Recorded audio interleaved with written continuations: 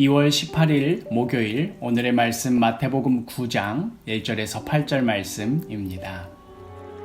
예수께서 배에 오르사 건너가 본 동네에 이르시니 침상에 누운 중풍병자를 사람들이 데리고 오거늘 예수께서 그들의 믿음을 보시고 중풍병자에게 작은 자야 안심하라 내 죄 사함을 받았느니라. 어떤 서기관들이 속으로 이르되 이 사람이 신성을 모독하도다.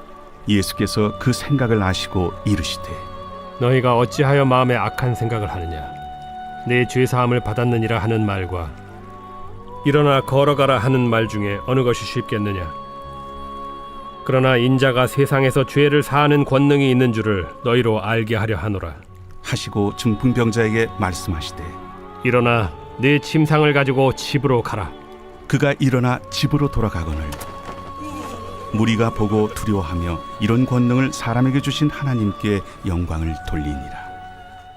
제자도와 관련하여서 지금까지 우리가 마태복음을 묵상한 내용들을 한번 간략히 정리해 봅시다. 처음에는 사람들은 예수님을 병을 치유하는 그런 능력자 정도로 여겼습니다. 그런데 예수님을 따르다 보니 이제는 풍랑과 파도도 잔잔케 하실 수 있는 분이셨습니다. 그런데 계속 따라다니다 보니 예수님은 상관할 가치도 없는 완전히 버림받은 자에게까지도 찾아가시는 분이셨습니다.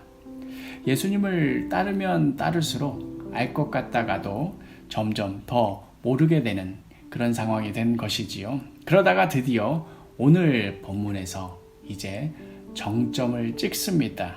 예수님께서 침상에 누운 중풍병자에게 하신 말씀 때문입니다. 2절 말씀, 침상에 누운 중풍병자를 사람들이 데리고 오거늘 예수께서 그들의 믿음을 보시고 중풍병자에게 이르시되 작은 자야 안심하라 내 죄사함을 받았느니라.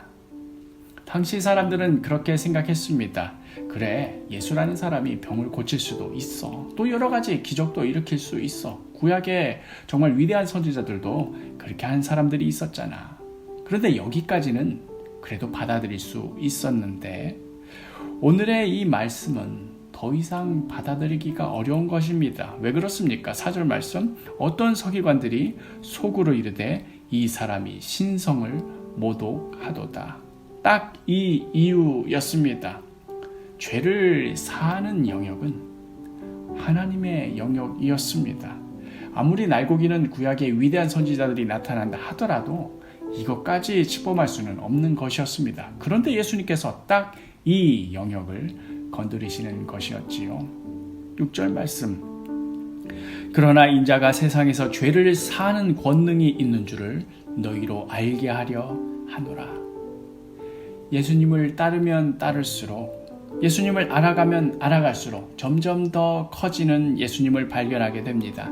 그리고 오늘 말씀을 통해 드디어 깨닫게 됩니다.